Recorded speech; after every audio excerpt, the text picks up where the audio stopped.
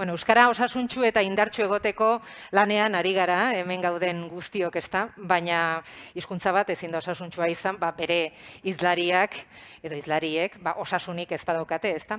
Eta horretan, bide horretan, osasunaren bidean asko laguntzen duten hainbat eragile daude, baina gaur sarituko duguna arrasatekoa da.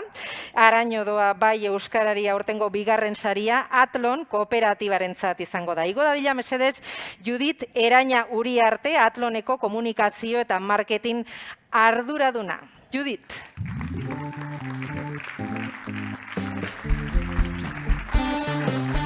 Bigarrena.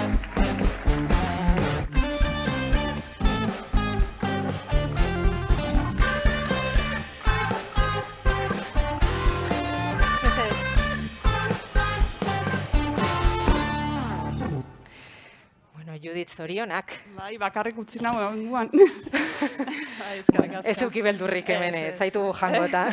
Bueno, zer da zuentzat, talde bat zarete, Atlonen, sari hau, bai euskarari saria jasotzea? Zer suposatzen du? Bueno, egia esan, telefonoz deitu zigutenean, pixkat sorpresa eta postasuna baitxa, sorpresa, Debagoienako kooperatiba txiki bat garelako, eta betik esaten dozu, guri, betik uste dozu hobeak daudela, eta orduen sorpresa alde horretatik, baina posik, oso posik. Hombre, edozein sari jasotzea da goxua, baina kasu honetan ilusio gehiagokin hartzen dauz, gu euskeraz zerbitzuan euskeraz ematen dugu, euskeraz bizi gare, eta, placer bat hemen egotia guztiokin. Bale, plazerrare guretzat da. Bidixuan ikusten ditugu gazte asko, gazteekin lan egiten duzu, nola sustatu daiteke gazteen artean euskara?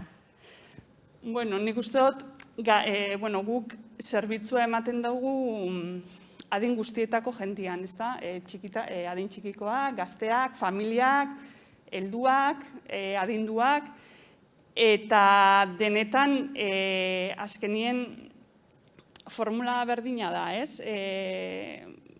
konstantzia eta gogoa guztia egiteko, eta gaztetan nik uste dut bai dagoela hor gazteengan adintarte bat erderarako joera handia dagoela, ezta? Bai. Eta betik kulpa edo botatzeu gaztiei, eta nik uste dut helduok ere badugula hor ardura puntu bat, ezta? Etxean ere euskera gehiago egin beharko genuke, azken finean gazteak etxean euskera entzuten badau, betik errestasun gehiago horrekin urtengo jako, euskera hitz egitea. Eta gero gure partetik eskola kirola eramaten dugu Debagoienean eta Gasteizko beste ikastetxe batzutan, eta guztiz euskeraz ematen die saioak, koordinatzaileak euskalduna dira, monitoreak baita, orduan jarduera fisikoa eta kirola egiteko esparru politxa da, euskera itxeko esparru polita da jarduera fisikoa eta kirola guk lan itxen duen esparru hori, ez? Maizki guzu, gomendio batzuk, osasuntxu bizitzeko, hemen zaudela, aprobetxatuko dugu, gaina esaten da pandemian guru osasuna, batzuek, utzi dute lapur bat alde batera. Nik uste dut hor sekretu handirik ez dagoela, ez da, lehen esan duten moruan, konstantzia eta gogoa,